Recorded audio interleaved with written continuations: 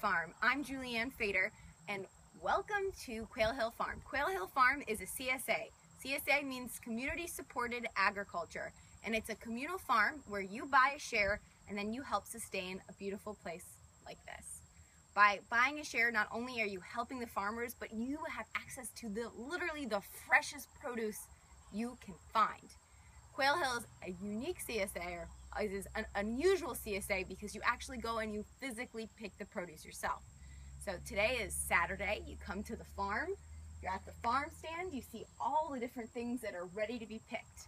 Here in September, you can see all different types of vegetables and fruits are in full bloom, from melons and pumpkins to radishes and turnips and peppers and basil, you name it. And it's really the best time. It's full harvest season.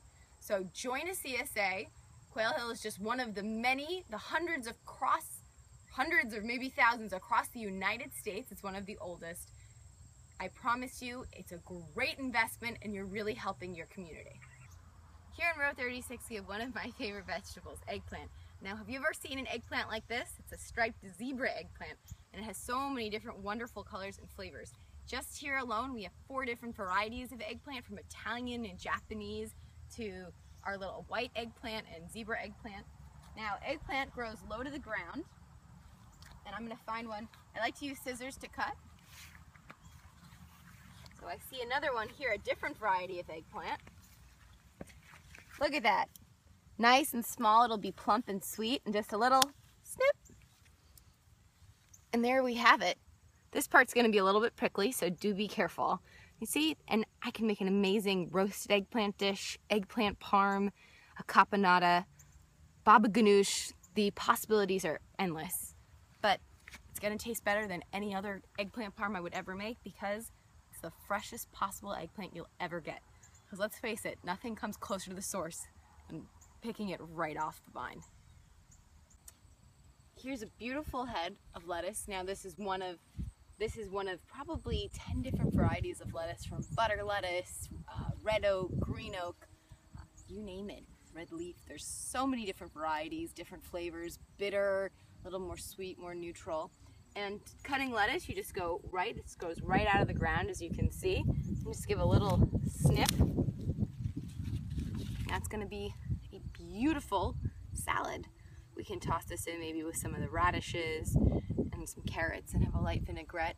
It's gonna make a very delicious lunch. Delicious. Even though we're in September, we still have some of the best tomatoes of the year. Now, divine, right, of the vine, and this is what tomatoes are. This is an heirloom variety. Here at Quail Hill Farm, there are over 58 varieties of tomatoes.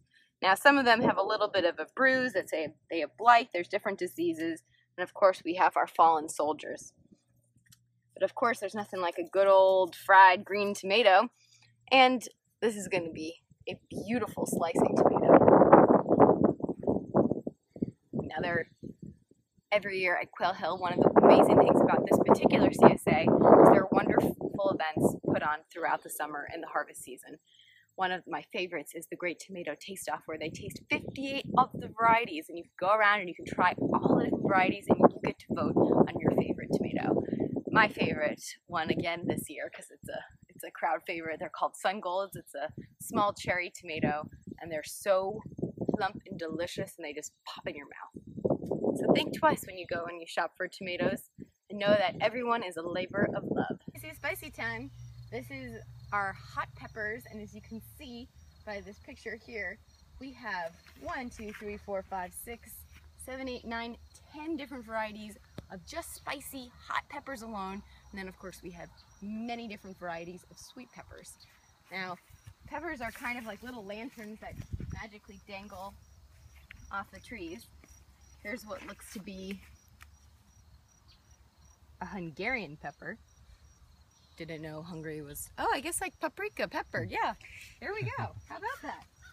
And look at these long, slithery cayenne peppers. So when you go in the supermarket and you buy ground cayenne, it's coming from one of these guys.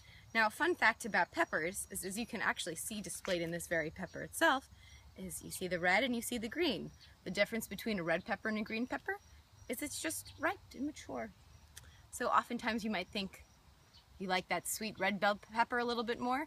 That's because it's had all the time to absorb the wonderful sun and the nutrients and really develop its flavors a little bit more. And it's also why it's a lot more expensive if you check the price tag.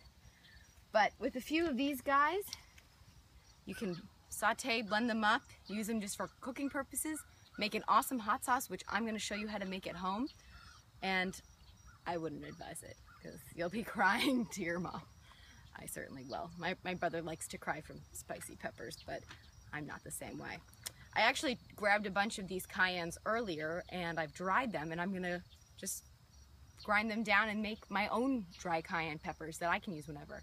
So there's never, whenever you think you're not going to use something too, if you buy it in the store or get it at a farm, remember there are always different solutions, whether it's drying it, pureeing it, canning it.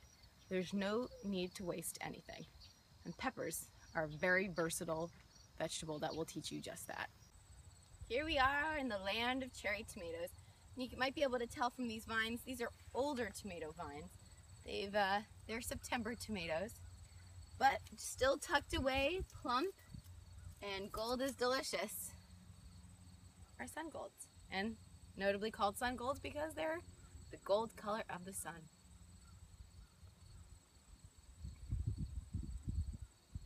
There is nothing better than what I just put in my mouth. That is the best tomato, fruit, you name it, delicious. No need to do anything to it other than just enjoy it. If you want to toss in a little mozzarella, olive oil, and some basil, that wouldn't be bad either. If you do see sun golds in store, take my advice and definitely go and try some. If we look down here, we can see what is the radish, the breakfast radish. And here I have a gorgeous bouquet. Yes, I do.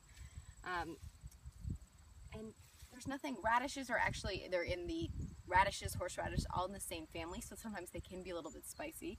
There's so many different varieties, from breakfast radish, from lime radishes, watermelon radishes, Easter radishes. God, I can't even, there's so many. But I just love, these are kind of probably the most popular variety. Clean these up, just snack on them as is. I love serving them with the tops on. I think it looks gorgeous in a platter. You can do a little sea salt and butter, and it's very French. Or you can make any sort of salad dressing would do too, and you just dip and enjoy, and it's a wonderful snack. And the best way to tell if any sort of root vegetable is ready, you just kind of go look at the very bottom, and you can see right at the root, they're gonna pop out and say, yes, yes, pick me, pick me. And then you'll see, just like that, it comes right out. And it's kind of like digging for buried treasure, because you're pulling out nature's treasure right from the ground. So I hope you learned a little something about where your vegetables come from today. Look, I even got a pumpkin. Oh, adorable. Thanks for watching The Gastro Nerd at the farm. Remember, if you can join a CSA, a community-supported agriculture, community-supported farm, definitely go out and do it. It's a great investment in your local farmers, but also in yourself. Stay tuned for more delicious nerdiness to come.